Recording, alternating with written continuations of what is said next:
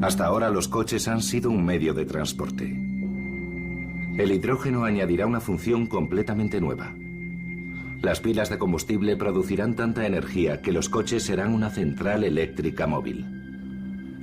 Eso sin duda pondrá en marcha la revolución del hidrógeno.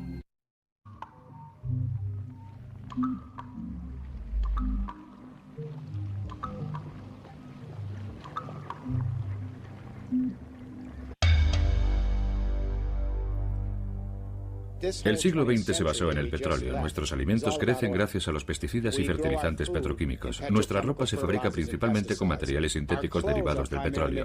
Muchos productos farmacéuticos se derivan de los petroquímicos. Nuestros plásticos, nuestros materiales de construcción, nuestra energía, nuestra calefacción, nuestra luz, todo procede del petróleo.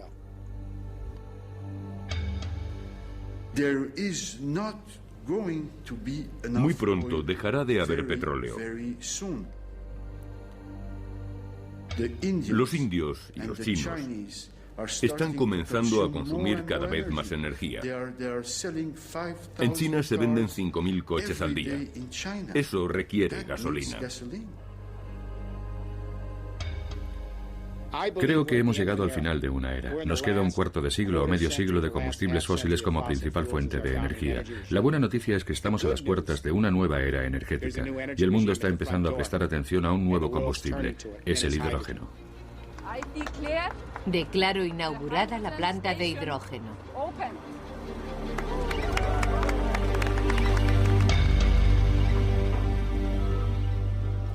Se aproxima el fin de la era del petróleo. El hidrógeno es el futuro. Lo dicen los analistas de tendencias, los fabricantes de automóviles y los políticos de todo el mundo. El hidrógeno es el combustible más limpio que existe. Es versátil y extremadamente eficaz. Un combustible revolucionario, y no solo en sentido técnico. Transformará las relaciones sociales a lo largo y ancho del planeta.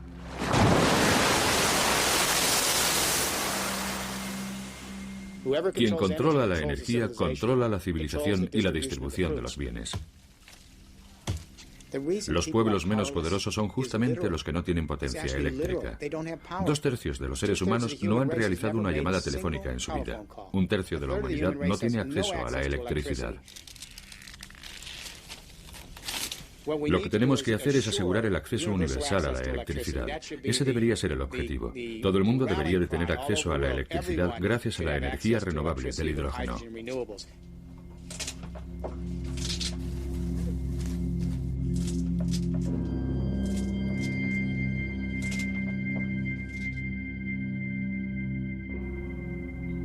Durante siglos se ha quemado madera, carbón, petróleo y gas. Aunque no es exactamente así. Lo que realmente se quema es el hidrógeno que contienen esos materiales. Lo que no se quema acaba en el aire en forma de carbono. Y eso es malo porque contamina el medio ambiente. Es preferible quemar hidrógeno puro.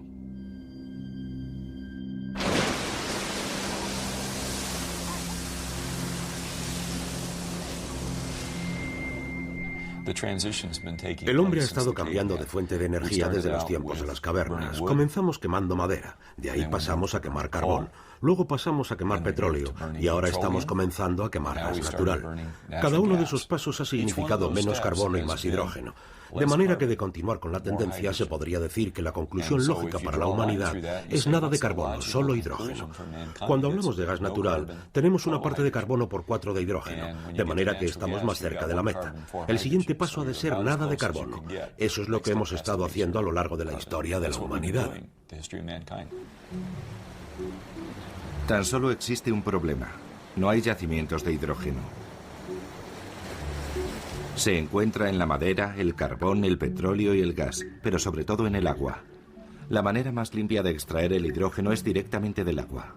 Hay agua de sobra, pero ¿cómo se extrae el hidrógeno? Si se aplica una corriente eléctrica al agua, esta se separa en oxígeno e hidrógeno.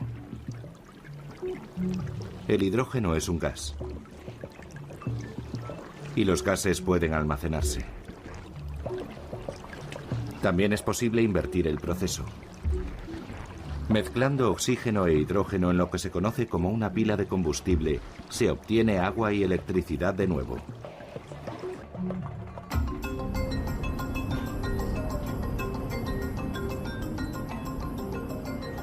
Parece extremadamente sencillo, una manera limpia de obtener hidrógeno.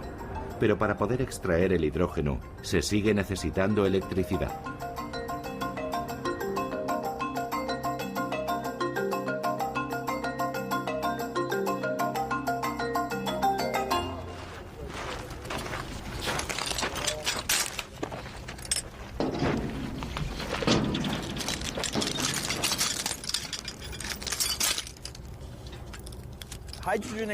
La economía del hidrógeno depende de la obtención de este elemento por algún medio. Si se necesita energía para extraer el hidrógeno del agua, se sigue necesitando generar energía de alguna forma. Sería hermoso poder emparejar la energía solar con la producción de hidrógeno, porque una planta de este tipo, al tener que alimentar la red eléctrica, depende de la cantidad de radiación solar disponible y de la constante necesidad de energía de la red. Si una planta como esta generara energía para producir hidrógeno, se podría producir hidrógeno cada vez que brillara el sol y además almacenarlo, tener una reserva de hidrógeno, y eso constituiría un complemento estupendo. De esa manera se estaría tomando energía del sol para producir el combustible de hidrógeno, que no produciría nada más que vapor de agua y no habría emisiones contaminantes en ningún momento del ciclo.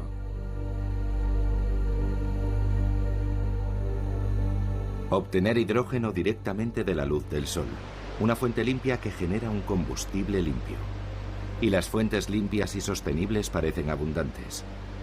Sin embargo, la energía obtenida mediante fuentes sostenibles resulta difícil de almacenar. Esa es la gran ventaja del hidrógeno, puede almacenarse. En 2003 se publicó el libro de Jeremy Rifkin, La economía del hidrógeno. Una sociedad ideal de energías renovables es imposible sin el hidrógeno. Es un almacén de energía portátil. El hidrógeno no es una fuente de energía principal, es en sí mismo un sistema para almacenar y transportar energía. Es decir, cuando generas electricidad, la corriente fluye, no puedes almacenarla. De manera que si generas electricidad para toda Europa con energía eólica y placas solares fotovoltaicas, con centrales hidroeléctricas o geotérmicas y con biomasa, ¿qué sucede si el viento deja de soplar durante unos días? A veces sucede. ¿Y si el sol deja de brillar? ¿Qué ocurre si el agua deja de fluir porque hay sequía? La electricidad se acaba. De manera que el hidrógeno es la forma de almacenar la energía renovable. No solo la electricidad, sino también la energía para el transporte, para automóviles, camiones y todo lo demás.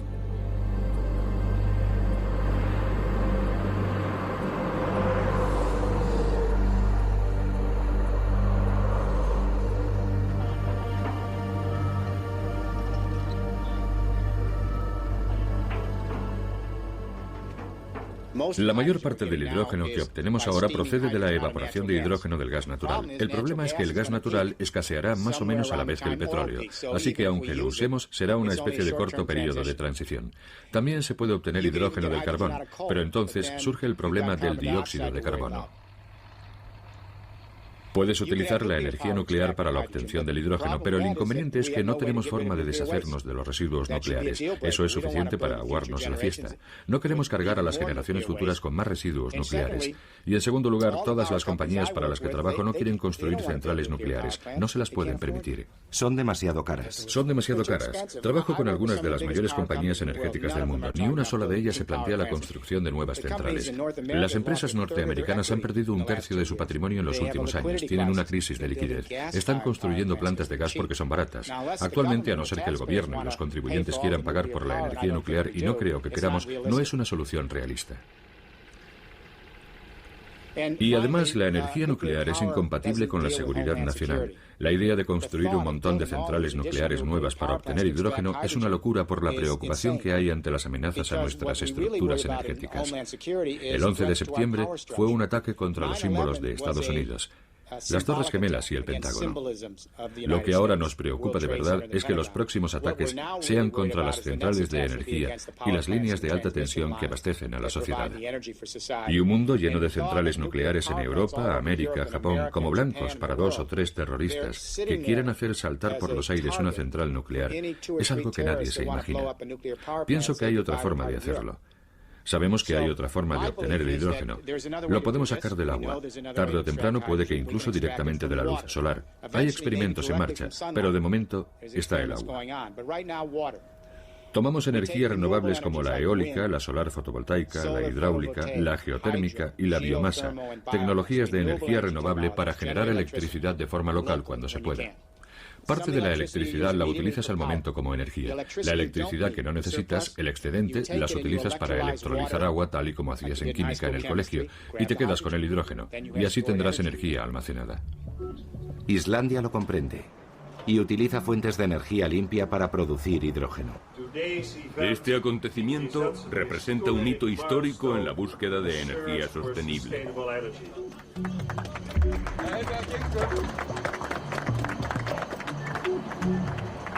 Aquí se ha abierto recientemente la primera estación de servicio de hidrógeno.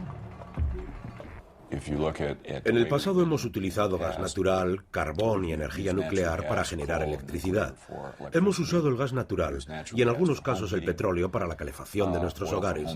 Y para los coches hemos utilizado el petróleo exclusivamente. En la economía del hidrógeno puedes utilizar este elemento para todas esas aplicaciones, al igual que puedes emplear la electricidad para obtener hidrógeno, de manera que ambas energías están unidas. La electricidad puede generar hidrógeno. El hidrógeno puede generar electricidad. Un amigo mío, Geoffrey Ballard, acuñó la palabra hidrecticidad. Tenemos ahora un sistema energético integrado que no depende de una única fuente. Así que, en el fondo, es el combustible de la libertad.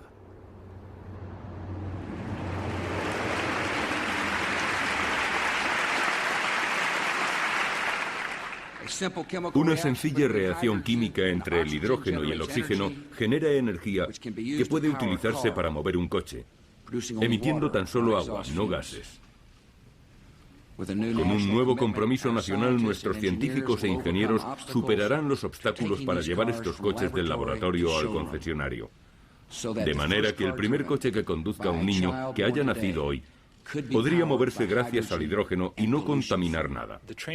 Donde nos estamos encontrando con las mayores dificultades es probablemente en el sector del transporte. En los Estados Unidos utilizamos casi exclusivamente petróleo en los transportes. Y podemos prever otros métodos en el futuro para suministrar, por ejemplo, electricidad sostenible y limpia.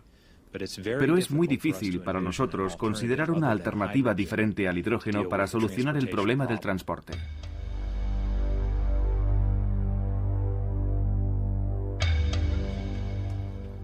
Estoy convencido de que los primeros coches de la próxima generación serán vehículos con pilas de combustible obtenido del hidrógeno. Creo que el primer coche de mi hija, que tiene 5 años, será un vehículo a pila de combustible. ¿Está trabajando en ello? Estoy trabajando para que eso suceda, sí.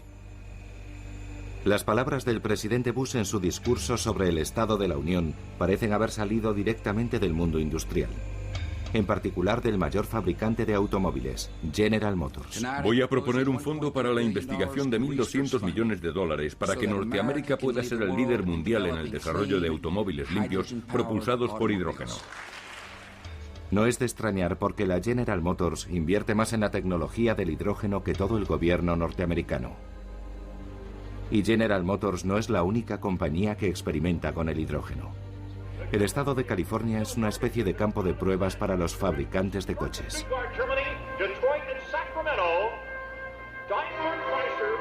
Con ustedes, el coche del futuro.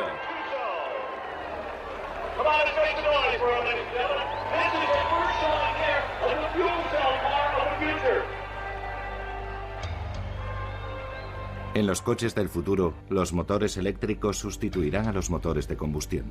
La electricidad procederá de una pila de combustible de hidrógeno. Daimler Chrysler, Honda, Ford y General Motors, todos ellos desean comenzar a producir coches de hidrógeno. Nuestro objetivo es tener la tecnología lista y comenzar a llenar los concesionarios al comienzo de la próxima década. Eso no es mucho tiempo si consideras que lleva unos 4 años desarrollar y producir un coche.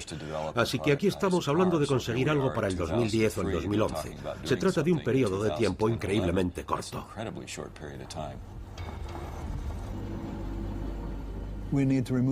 Es imprescindible que el automóvil deje de ser visto como algo contaminante. El automóvil del futuro no tiene que ser perjudicial para el medio ambiente. Como líder de la industria, General Motors tiene la obligación de encabezar la marcha, de ser la primera compañía de automóviles que pueda fabricar y vender de forma rentable 1 millón de pilas de combustible, y ese es nuestro objetivo.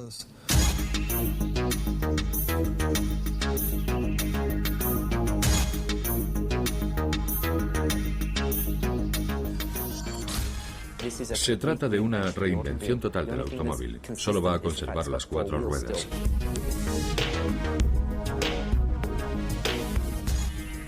Lo llamamos un monopatín.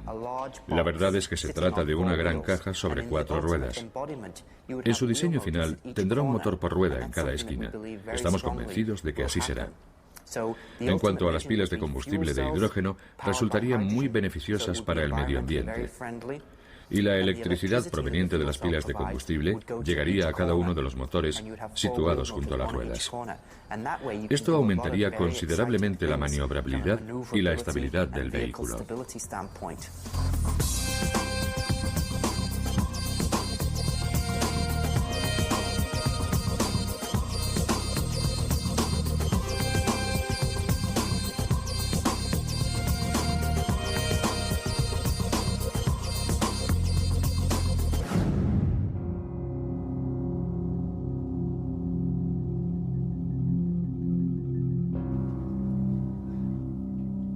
Hasta ahora los coches han sido un medio de transporte. El hidrógeno añadirá una función completamente nueva. Las pilas de combustible producirán tanta energía que los coches serán una central eléctrica móvil. Eso, sin duda, pondrá en marcha la revolución del hidrógeno.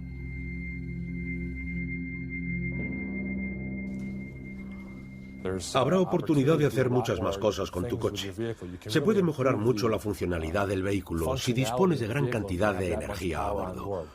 Puedes utilizar esa energía para alimentar diversos aparatos, tanto a bordo como fuera del vehículo, en una zona de acampada o en un centro de trabajo, si necesitas suministro de electricidad para herramientas, por ejemplo.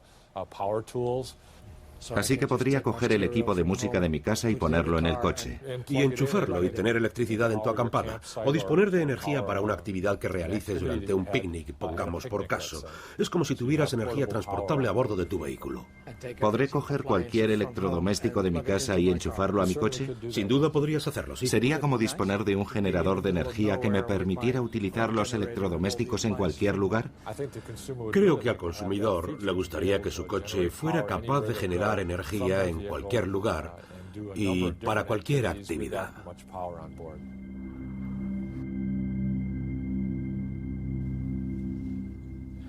Resulta interesante analizarlo con una perspectiva global. Los automóviles son máquinas que generan de 75 a 100 kilovatios. Normalmente, se necesitan entre 7 y 10 kilovatios para cubrir las necesidades que tienes en casa o en el trabajo. Así pues, tu automóvil genera 10 veces la cantidad de energía que necesitas cuando no estás en tu automóvil. Y lo curioso es que pasas en él solo el 10% del día. Es decir, has invertido parte de tu capital en la compra de un coche, lo usas tan solo el 10% del día, y posee 10 veces la capacidad generadora de energía que necesitas el restante 90% del día. Algo tiene que cambiar.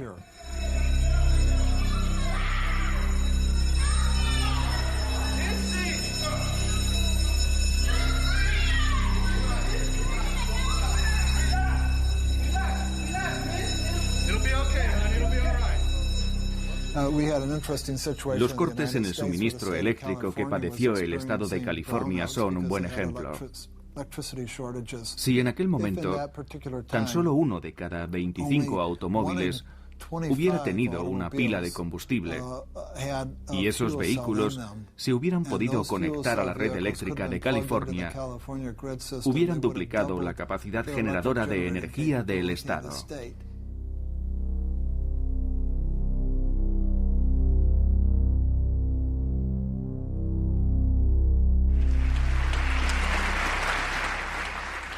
Os he enviado un plan energético exhaustivo para promover un uso y conservación más eficientes de la energía, para desarrollar tecnología más limpia y para generar más energía en casa. Me gustaría pensar que todo el mundo puede producir hidrógeno. El hidrógeno es uno de los elementos más abundantes del planeta. Y si tienes los medios para electrolizar el agua y generar energía, ya has dado un gran paso para resolver el problema energético y el problema medioambiental que lo acompaña. Una pila de combustible es lo que nosotros llamamos escalable, es decir, que puede fabricar una pequeña pila de combustible como esta para suministrar energía a una casa. Esta podría proporcionar energía a una vivienda y cabe en mi escritorio. ¿Podría suministrar energía a una casa? Sí, ahí tienes 10 kilovatios, de manera que podría dar energía a un hogar. Una más grande podría servir para un coche, y así podemos aumentar el tamaño de la pila de combustible en función de la aplicación. No tienes que fabricar cosas enormes, puedes hacerlas pequeñas o grandes. Un electrolizador funciona al revés que una pila de combustible y genera hidrógeno con electricidad.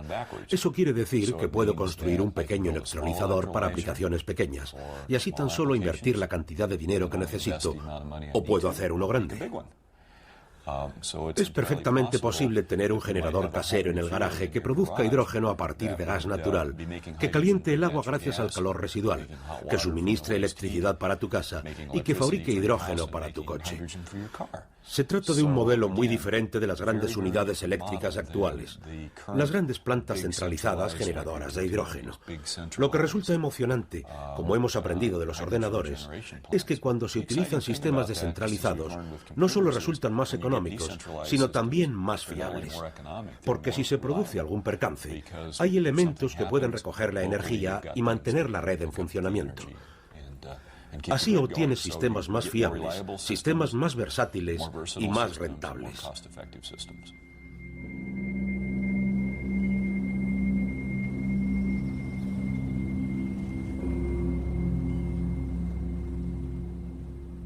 Se parece a la revolución informática. Creo que cuando fueron diseñados los primeros ordenadores para realizar algunos cálculos específicos, se comenzó a ver el potencial.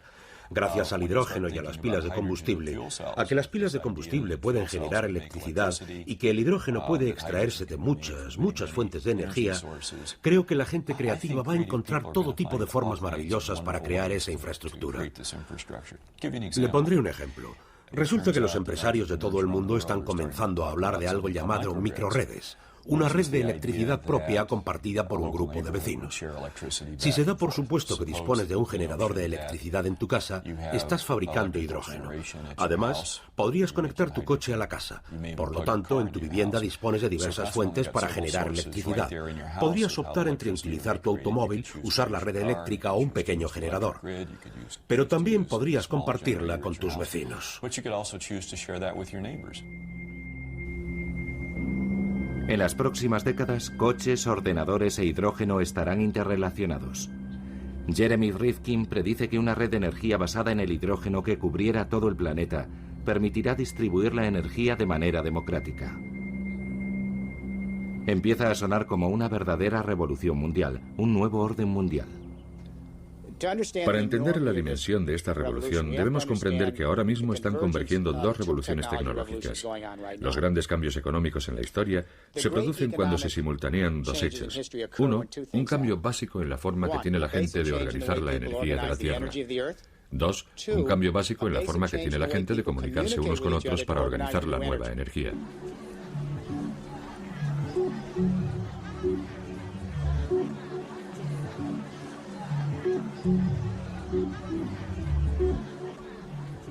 Me explico. Consigues tu pila de combustible para tu parque industrial, tu fábrica, tu casa o tu oficina. Se podría comparar a poseer un ordenador personal. Estás generando tu propia energía, en vez de que lo haga una gran compañía energética. Estás cubriendo tus necesidades. ¿Y qué haces con el exceso de electricidad que no necesitas? Lo devuelves a la red. Pero ahora la red eléctrica está centralizada tal y como lo estaban las comunicaciones. Ahí está el objetivo, utilizar los ordenadores de todo el mundo, el hardware y el software y la tecnología inteligente que descentraliza las comunicaciones para descentralizar las redes eléctricas de Europa y el mundo entero, de manera que cuando generes electricidad con combustible de hidrógeno puedas enviar tu excedente de usuario a usuario a donde tú quieras dentro de la red en tiempo real, al igual que envías información. La convergencia de las comunicaciones descentralizadas y la producción descentralizada de hidrógeno supondría mayor acceso a la energía para todo el mundo.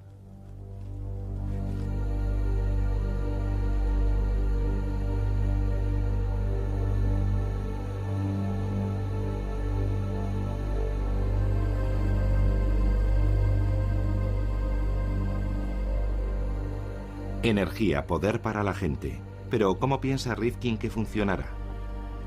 Las energías solar y eólica son fuentes sostenibles y disponibles en todo el mundo. Los países del tercer mundo están situados en las zonas más soleadas del planeta. El sol podría usarse para generar la energía necesaria para obtener hidrógeno. Estos países dejarían de ser dependientes del petróleo. Rifkin podría hablar de ello durante horas. El hidrógeno podría liberar al tercer mundo de su posición de dependencia para siempre.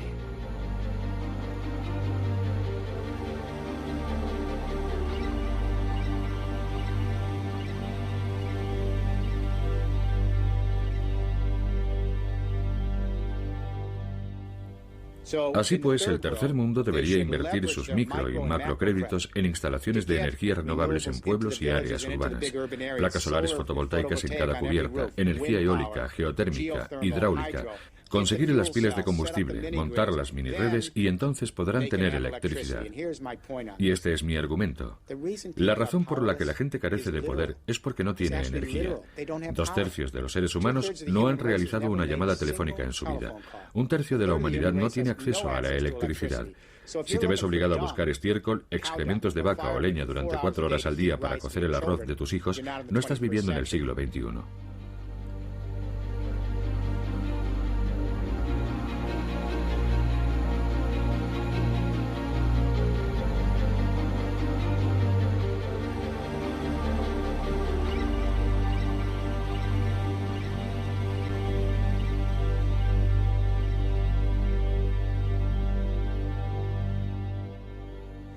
Lo que tenemos que hacer es asegurar el acceso universal a la electricidad. Ese debería ser el objetivo del mundo entero.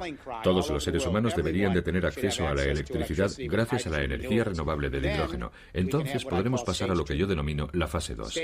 La primera fase ha consistido en la globalización de arriba hacia abajo. Ha sido un fracaso porque la globalización ha sido demasiado limitada. Se ha basado en un régimen energético demasiado elitista. Los combustibles fósiles tan solo se encuentran en determinadas partes del mundo. Hace falta un aparato militar enorme para protegerlos. El siglo XX ha gravitado sobre la seguridad del petróleo. Se necesita una enorme inversión de capital para desplazar el petróleo, el carbón y el gas, de manera que era inevitable que todo terminara con unas pocas docenas de compañías energéticas y unos centenares de corporaciones dirigiendo el régimen del petróleo.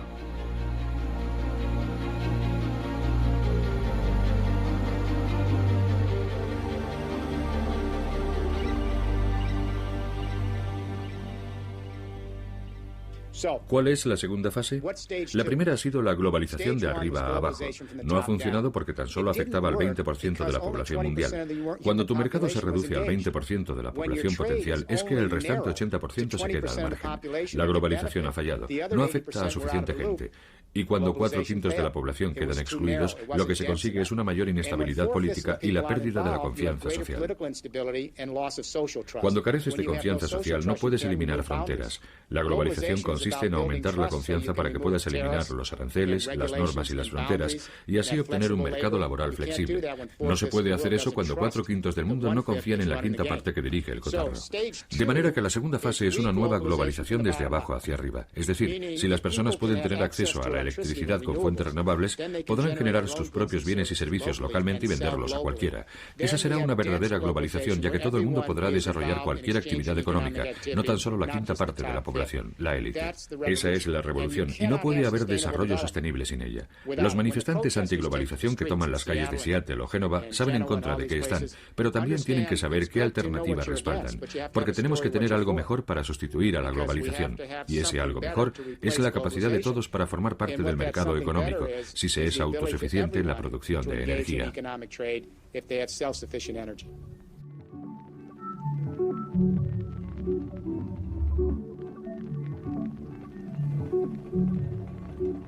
Todo eso suena muy bien. El hidrógeno como el combustible limpio de la libertad. Sin embargo, es algo que todavía queda muy lejos. La idea es demasiado nueva, la tecnología aún está en pañales y hay muchos problemas que todavía necesitan solución. De hecho, esto es solo el principio. Es un caso parecido a los primeros días de la revolución informática, según afirma el analista de tendencias Peter Schwartz. Todavía estamos en la fase inicial, como la informática en los años 60, cuando había grandes ordenadores centrales y solo empezábamos a vislumbrar los microchips.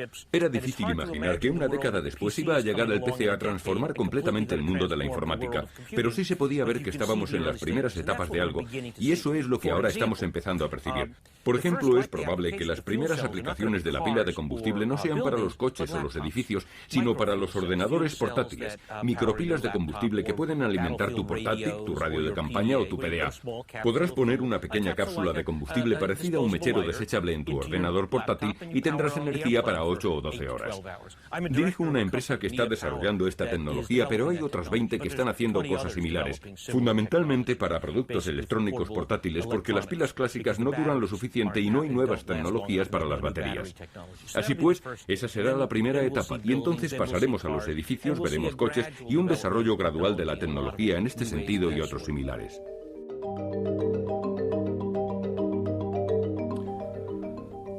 Algunas personas dicen que es demasiado complicado, que es demasiado caro. La complejidad no es un inconveniente. Yo estuve en el negocio del petróleo a cargo de las estrategias y planificación para la Royal Dutch Shell. Es un negocio difícil. Sabemos cómo enfrentarnos a situaciones complicadas. Por ejemplo, LNG extrae gas natural en Malasia, luego lo trata en una formidable planta de procesado de gas, lo enfría y lo envía dentro de unos tanques gigantescos a Japón, por ejemplo, donde luego se tiene que volver a convertir en gas, transportarlo y producir electricidad. Es un sistema complejo. Lo hacemos a diario. Así que esto no es más complicado que las cosas que ya hacemos con el petróleo, el gas y otras fuentes de energía.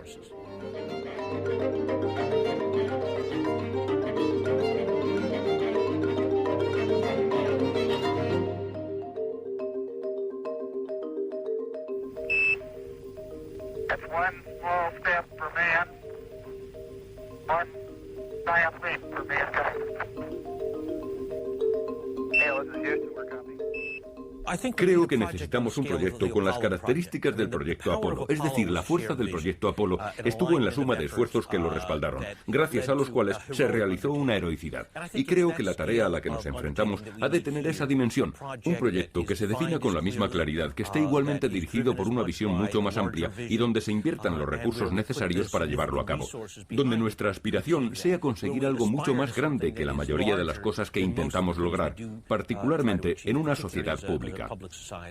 ¿Cuánto dinero deberíamos invertir? Del orden de 100.000 millones de dólares a lo largo de 10 años o 10.000 millones de dólares al año aproximadamente. Para que se entienda, actualmente estamos gastando 3.800 millones de dólares al mes en Irak para mantener la ocupación.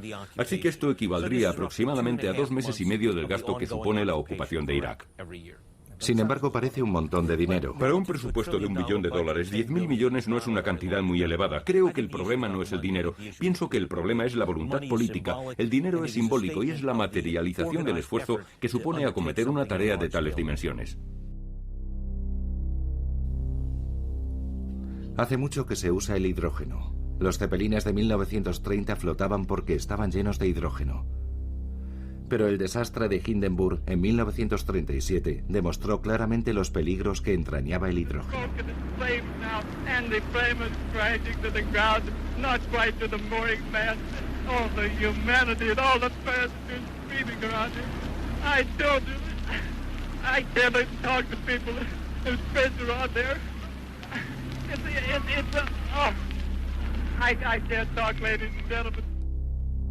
Sin embargo, en 1997, la NASA demostró que la causa del devastador incendio no había sido el hidrógeno, sino la pintura inflamable de la cobertura del Zeppelin.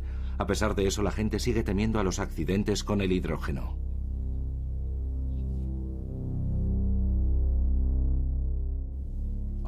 Creo que el hidrógeno es en varios aspectos un combustible mucho más seguro que la gasolina.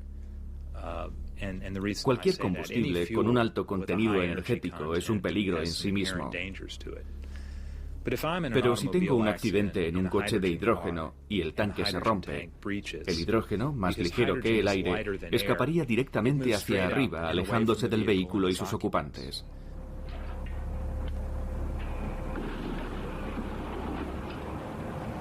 Con la gasolina, si tienes un accidente y el tanque se rompe, esta se derrama por debajo del vehículo y si prende, envuelve al vehículo y a sus ocupantes. Creo que los coches de hidrógeno pueden ser tan seguros, si no más, que los que conducimos hoy en día. ¿Cómo son de seguros los vehículos ligeros si te dan un golpe por detrás?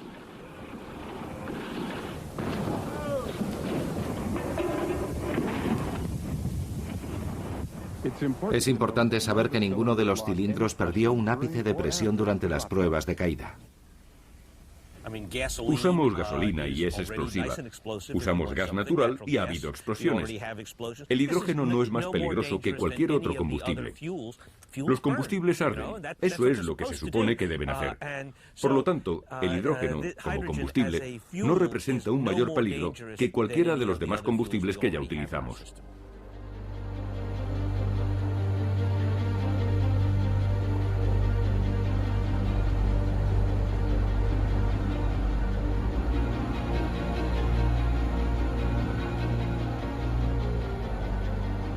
Parece que el hidrógeno es bastante seguro después de todo. Producirlo tampoco supone un problema. Por ejemplo, se puede emplear la energía eólica.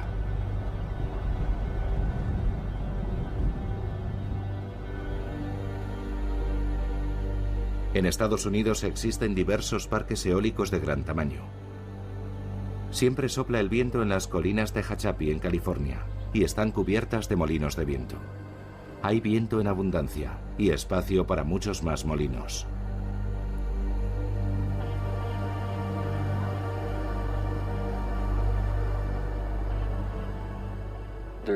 En Estados Unidos existen, de hecho, los suficientes recursos eólicos para generar toda la electricidad que necesitamos.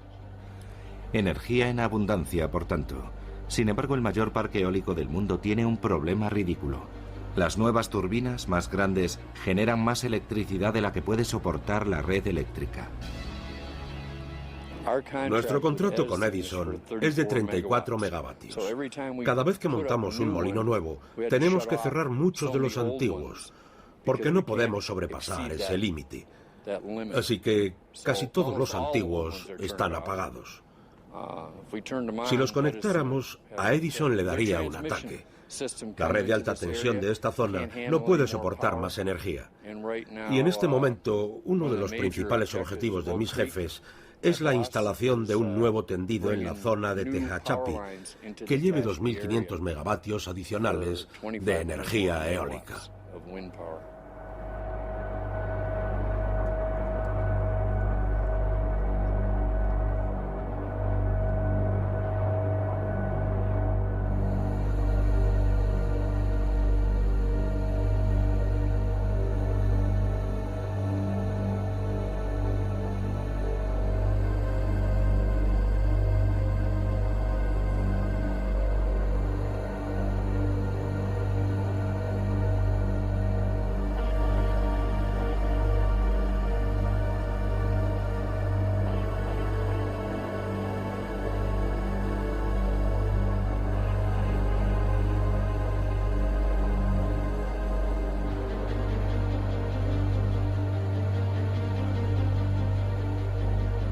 El parque de Tehachapi y la planta solar del desierto de Mojave demuestran que hay energía renovable en abundancia y que se puede explotar con éxito.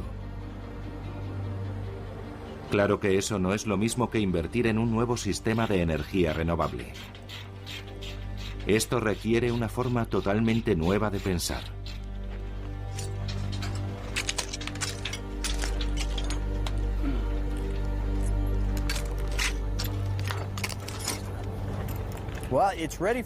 Está lista para su desarrollo y se conoce bien el aspecto económico.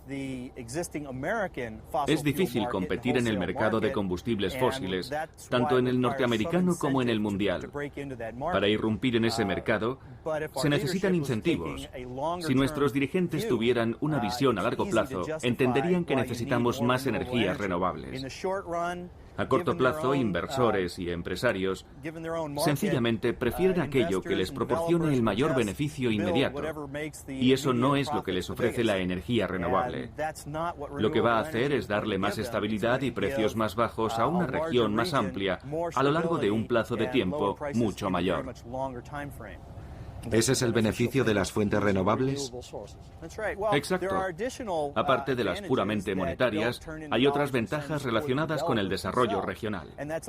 En lugar de importar combustibles fósiles y pagar al que los ha extraído del subsuelo y al que los ha transportado hasta aquí, ahora puedes usar mano de obra y recursos locales para construir este tipo de instalaciones, las cuales requieren un montón de mano de obra y profesionales del lugar para mantener su funcionamiento. Se utilizan los recursos locales y en lugar de enviar esos dólares y recursos adicionales al extranjero, puedes reinvertirlos en tu proyecto y conseguir un efecto multiplicador. Como siempre, para que la revolución del hidrógeno pueda tener éxito, es vital que los gobiernos tengan una visión a largo plazo. Se trata de una verdadera revolución. Mejorará las economías locales y creará un montón de nuevos trabajos y se desarrollarán nuevas tecnologías. La transición hacia el hidrógeno tendrá un impacto directo en la economía global. No hay duda de que generará una nueva dinámica económica, al igual que hicieron los ordenadores e Internet. Esto será significativamente más importante. Por ejemplo, 1 de cada 7 puestos de trabajo en los Estados Unidos pertenece a la industria automovilística. Si le sumas los sistemas eléctricos y todas esas cosas, estás hablando de una parte muy importante de las economías modernas, ya sea en Estados Unidos, en Europa o en Japón. O, de hecho, de un segmento en crecimiento del mercado chino y otros mercados. Así que sí es un cambio histórico, muy similar a la llegada de la electricidad, muy similar a la invención del automóvil y el petróleo. Tiene esa envergadura. La tercera revolución industrial vendrá de la mano de la unión de 2 factores: la descentralización de las comunicaciones y la capacidad de compartir energía de forma horizontal por todo el mundo. Tendrá un impacto tan potente como la unión de la revolución de la imprenta con la máquina de vapor y el ferrocarril, que fue la primera revolución industrial y cuyo efecto multiplicador se materializó en el siglo XIX. La segunda revolución industrial tuvo un impacto tan potente por la unión del telégrafo, el teléfono y la electricidad con el petróleo y el motor de combustión interna, un efecto multiplicador que definió el siglo XX. Así que estamos al borde de la tercera revolución industrial, la comunicación descentralizada para reconfigurar nuestro régimen de energía de manera que tengamos una distribución descentralizada del hidrógeno.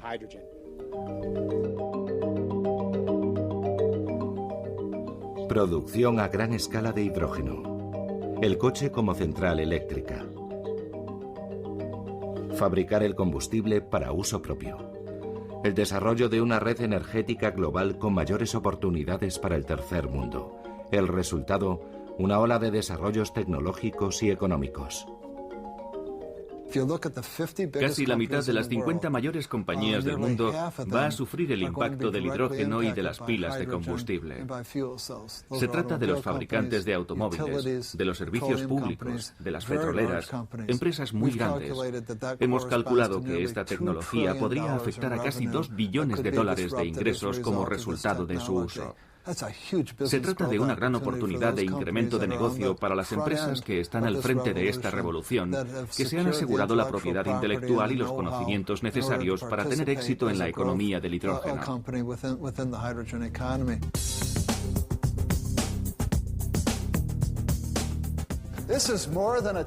Esto es más una tecnología que un ejercicio de diseño.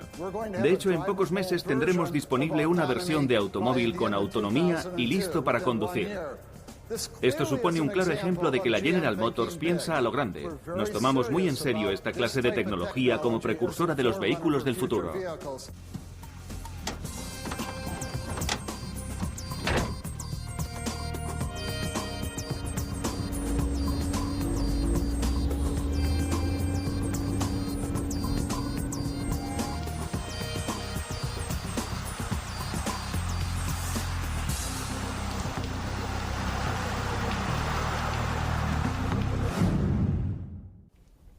Por un lado, doy la enhorabuena a Dutch Shell y a British Petroleum. Se han adelantado 8 años a la tendencia y vislumbran la transición hacia las energías renovables y el hidrógeno. Por otro lado, me preocupan porque ya han patentado muchas de las tecnologías renovables. Tienen licencias para el hidrógeno. ¿Van a dirigir el sistema? Al principio a las empresas energéticas y a las de servicios públicos no les importaba el hecho de que se generara y se compartiera la energía a pequeña escala. No lo veían como una amenaza. Luego dijeron, espera un momento, ¿qué pasará si todo el mundo genera su propia energía? ¿Qué hacemos? Últimamente las empresas se están interesando por las pilas de combustible porque tienen tan poca liquidez que ni siquiera pueden construir centrales eléctricas alimentadas por gas. Pero quieren controlar las pilas de combustible. Así que ahora las compañías para las que trabajo están diciendo, mira, nos gustan las pilas de combustible, las pondremos en tu hogar y no tendrás que pagar por la instalación. Pagas cada mes la energía que consumas y te ponemos la pila de combustible en tu casa, en tu oficina, en tu fábrica. Un ordenador devolverá el excedente a la red eléctrica y te haremos una rebaja en la factura. Lo que yo sugiero y lo que he dicho en mi libro es que los usuarios se organicen como un movimiento político para no ser las víctimas de un proceso que podría permitir a la gente controlar la energía. En Europa, por ejemplo, eso se traduciría en que grandes cooperativas de productores y consumidores pongan de acuerdo a todos sus miembros para que compren pilas de combustible y puedan generar electricidad, y luego negocien con las compañías el uso de la red eléctrica. En mi país, los promotores inmobiliarios van a tener que ir a las compañías eléctricas y decir, miren, estamos construyendo 2000 viviendas en este lugar, instálenos la tecnología de las pilas de combustible de forma gratuita y firmaremos un contrato por 30 años. Les venderemos a ustedes nuestra energía. Dicho de otra forma, vamos a necesitar un movimiento colectivo que organice a los consumidores de manera que puedan ejercer un control sobre su energía.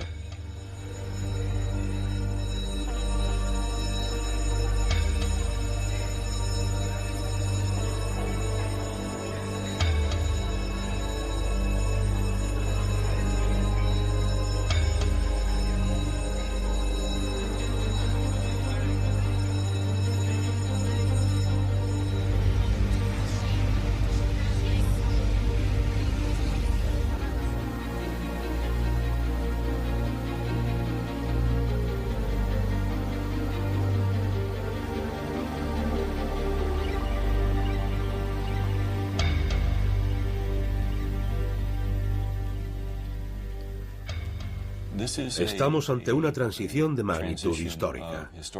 En mi opinión, el resultado final es un mayor bienestar para el mundo. Creo que el papel que juegan los medios de comunicación, el papel que juegan los gobiernos, el papel que quizá yo mismo juego como portavoz de la General Motors, es el de intentar situarlo todo en la perspectiva adecuada para que el electorado, los legisladores y los pensadores del mundo hagan lo correcto. Se trata de una transición gigantesca. Estamos hablando de los cimientos de la economía mundial y, por lo tanto, hay que llevarlo a cabo con mucha inteligencia y perspicacia.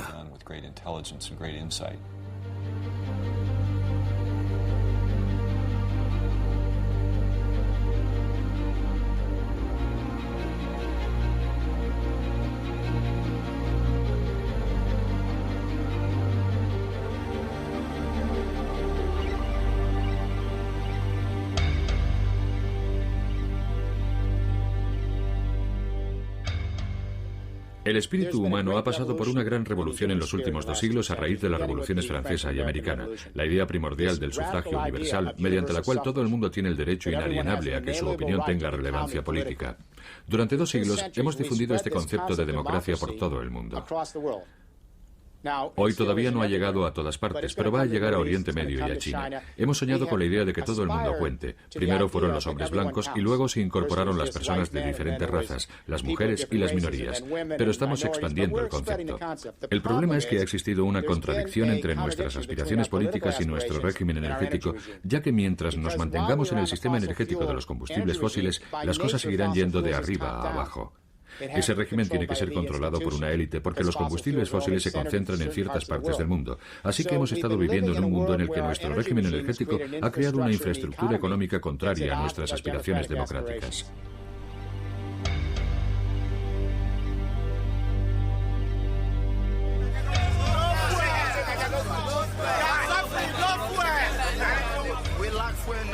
No sé por qué carecemos de combustible en Nigeria si nosotros lo producimos. Tenemos un mal gobierno. No hay combustible. Y sin embargo, somos productores. Es una situación increíble. Y no sabemos cómo encontrar una solución.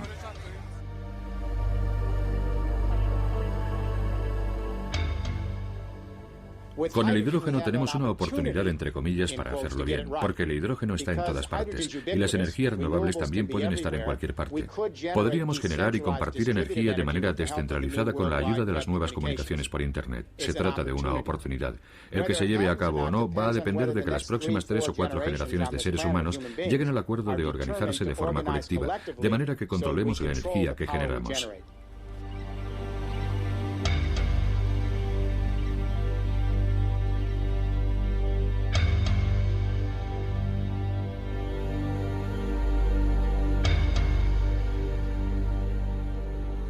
Una red mundial de energía del hidrógeno. Grandes costes.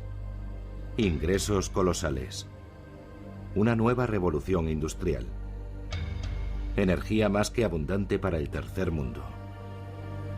¿No suena la revolución del hidrógeno un poco a utopía? La energía me dice que hay muchos problemas. La tecnología no está del todo a punto. Los costes son elevados. Existen muchas empresas y protagonistas comerciales que van a intentar detenerlo. Hay intereses políticos en juego. ¿Cómo creamos la infraestructura? Y bla, bla, bla. Y yo simplemente sonrío y contesto, ya lo sé.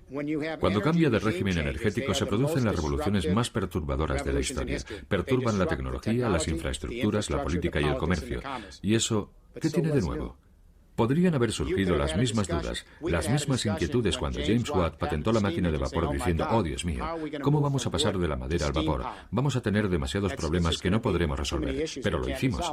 Y también podría haberse planteado esa incertidumbre cuando pasamos al petróleo y al motor de combustión interna y a la electrificación. Bueno, es imposible. ¿Cómo vamos a dar ese paso? Lo hicimos. De manera que si pudimos hacerlo en la primera y la segunda revolución industrial, pasando de la madera al carbón y luego del carbón al petróleo, tenemos la capacidad para pasar de los combustibles fósiles al hidrógeno y desarrollar la infraestructura necesaria. Va a ser difícil. No es la panacea, no es la utopía de un visionario. Estamos hablando de supervivencia, del futuro que deseamos para nuestros hijos y de cómo queremos gastarnos el dinero. El dinero de nuestros impuestos. Pienso que esa es la herencia que deberíamos dejar. Abrirnos a las cosas nuevas que den posibilidades a las futuras generaciones, en vez de quedarnos empantanados con las viejas historias.